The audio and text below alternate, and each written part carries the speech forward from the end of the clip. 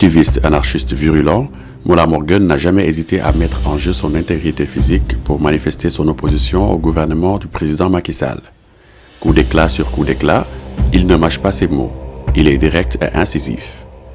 def na ñaari at ci xeex bi la ma fekk jël ma ci suuf ne ma ki ngay xeex nii dina fi jóge du faluwaat am nañu ko wër nag ñu koy gëmloo ni day falu mais du faluwaat dina dem mais dina rey ñu bari direct dina tuuru lool Sénégal ñëpp bëri dañ dugg kaso xool leen tey ñaata ñu dugg kaso. Le rappeur activiste s'exprime à travers des lives sur ses réseaux sociaux. Les matières premières de son engagement sont de dénoncer la gabegie, la corruption, l'injustice entre autres. Il n'hésite pas à s'attaquer aux institutions, au président de la République, mais aussi va jusqu'à faire des révélations sur les conditions de détention dans les prisons. Les mesures privatives de liberté telles que la détention ne doivent pas porter atteinte à la dignité de la personne. Ce droit fondamental est inviolable et doit être respecté et protégé. Cela ne semble pas avoir été compris par les autorités pénitentiaires. Ce qui rend Mollah fou de rage. Il commence une série de lives sur le web dénonçant les conditions de vie des détenus dans les différentes prisons du Sénégal. Il va jusqu'à diffuser des vidéos ayant été prises dans les établissements pénitentiaires, ce qui va créer l'émoi et la colère des peuples sénégalais. Tout ceci accompagné de discours de feu pouvant pousser à la révolte. On le sait, Mollah n'y va pas avec des gants. Dans le cadre d'une action baptisée Opération Rebudem, il dévoile des secrets qui font trembler de hautes autorités du pays. Il s'attaque directement à l'intimité et à la vie privée de certaines personnalités politiques proches du régime. Ceci défraie la chronique et suscite une curiosité incommensurable chez les suiveurs de l'activiste. Il n'épargne personne, particulièrement le beau-frère du président Macky Sall, le nommé Mansour Faye, qu'il accuse de corruption, de détournement mais aussi de gabegie. Mansour Faye a racheté l'hôtel Lusiane se trouvant au nord du pays dans la région de Saint-Louis. Il a payé cash. Il collectionne des voitures de luxe, à savoir des Range Rover à Bango, toujours à Saint-Louis. la wax ne yor na ci ay milliards day kàcc mais nag Mansour Faye jaay na ruy xale dëgg la moom moo ko doon jaay jaay lu ko de moo ko doon jaay mais moomu ko kon da ngeen jàpp loolu.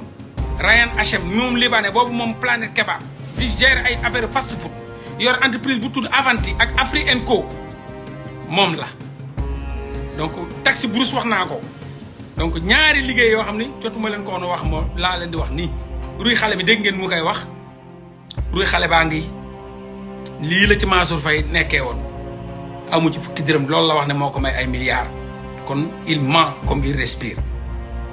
Sa fille Oumou Faye a acheté le siège du Parti démocratique sénégalais, PDS, à 80 millions de nos francs. Dixit, Mollah Morgun. Une avalanche de révélations à laquelle nous avons quasiment droit tous les soirs sur ses pages Facebook et Instagram.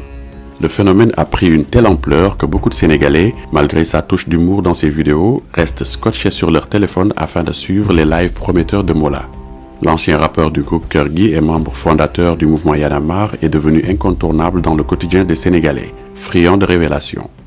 Avec sa bonne lecture psychologique des citoyens, il réussit à installer son discours dans les ménages. Il valse entre mise au point sincère, divulgation mais aussi information désarmante. L'embarras des autorités face à l'extrémisme du performeur est évident. Certains doutent de la véracité de ses propos jusqu'à ce qu'il dévoile être informé par un proche de Macky Sall, qu'il appelle affectueusement père.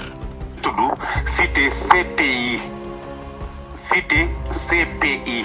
foofu la ñoom Ibrahima Faye dëkk fa la 27 terrain yi fa lañ ko mayoon Macky Sall cité CPI El Hadj Diouf dëkk avant magasin bi dem jaay diw yi bi Marème Faye Sall daan jëndee diw yi ak yeneen it magasin baa ngi tudd Touba Bazar Touba Bazar benn kër moo ko séparé kër bi ko séparé kii moo fa dëkkoon Jo Mbay moo takkoon Fatou Géwël beneen kër bi El Hadj Diouf moo fa dëkkoon ak jabar ji Souleymane Ndéné Ndiaye takkoon beneen kër gi boobu ne tub tur bi juge Mamadou Seck moo fa dëkkoon déglu ma de yaa ngi may dégg bu baax a baax bi takkoon Fatou Géwél waaw amul doom après ñu divorcé ki takkoon Fatou Géwél Jo Mbay après juge Mamadou Seck moo dëkk après El Hadj Diouf moo dëkk foofu noonu Mamadou Seck bu deuxième cabinet foofu la dëkkoon jeune juge waaw léegi nag cité bi CPI mi ngi nekk en face cimetière Saint-Lazare tali VDN bi moo leen séparé te ci angle bi ci cité CPI fa la Sofino Moda nekkoon. Sofino Moda mooy waa ji ñu joxoon costume Lions yi bi ñuy dem Coupe d'Afrique bi ñu ñàkk boobu noonu Sofino Moda benn boy bu nekkoon Italie ñëw dóor Sénégal yi gars yi jox ko mu def costume équipe nationale yi après Goodred. yéen a ngi dégg père de. Cet individu, jusque-là méconnu, est à l'origine de pas mal d'informations fracassantes diffusées par Mollah. Il se targue d'être un infiltré au palais présidentiel et affirme détenir toutes sortes d'informations pouvant nuire ou éclaircir. D'un discours à l'autre, avec une voix téléphonique cryptée, on se voit construire une forme de pertinence décriant autant de facettes négatives de nos dirigeants. Mais, quelles sont les limites de tels discours? Quel sens y donner?